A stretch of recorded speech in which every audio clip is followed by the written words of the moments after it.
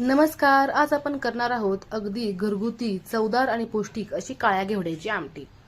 सर्वप्रथम घेवड्याच्या शेंगा सोलून घ्यायच्या आहेत आणि त्यातील अशा घेवडे हे काढून बाजूला घ्यायचे आहेत आणि ते तेलामध्ये छान असे परतून घ्यायचे आहेत. साधारणतः 3 ते 4 मिनिटं हे घेवडे छान असे तेलावरती परतून घ्यायचे आहेत. परतून झालं की त्याला बाहेर काढून घ्यायचं आहे आणि पुढची प्रोसेस करायला घ्यायचं आहे. त्याच पातेल्यामध्ये 1 चमचा तेल गरम करायला ठेवायचं आहे. त्याच्यामध्ये जिरे, मोहरी, कढीपत्ता आणि ठेचलेला लसूण हा घालून घ्यायचा आहे.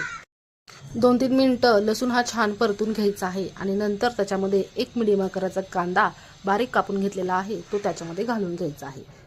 कांदा परतून झाला की त्याच्यामध्ये अर्धा कापलेला टोमॅटो ॲड करायचा आहे. तोही छान 2-3 मिनिटं परतून घ्यायचा आहे. नंतर त्याच्यामध्ये मसाले घालायचे आहेत. 2 चमचे इथे कांदा लसूण मसाला, 1 चमचा लाल तिखट आणि अर्धा चमचा हळद, 2 चमचे इतके मीठ टाकलेलं आहे.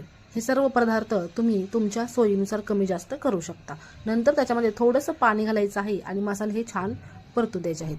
मसाले परतले की त्याच्यामध्ये आपले काळे घेवडे आहेत ते ॲड करायचे आहेत. नंतर त्याची 2-3 मिनिटं वाफ काढून घ्यायची आहे.